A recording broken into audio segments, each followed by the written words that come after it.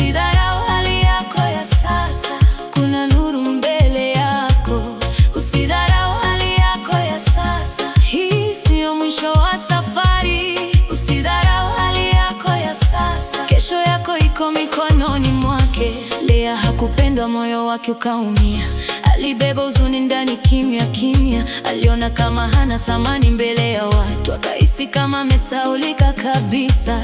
Lakini Mungu alimwona katika hali yake, akasikia kilio chake moyoni, akamwinua na kumpa heshima, na kusudi lake likatimia. We unaona kama utamiliwi, unahisi kama umesahaulika, lakini Mungu anakujua vizuri na hatakupita kamwe. Usidharau hali yako ya sasa, Mungu bado anafanya kazi. Usidharau hali yako ya sasa,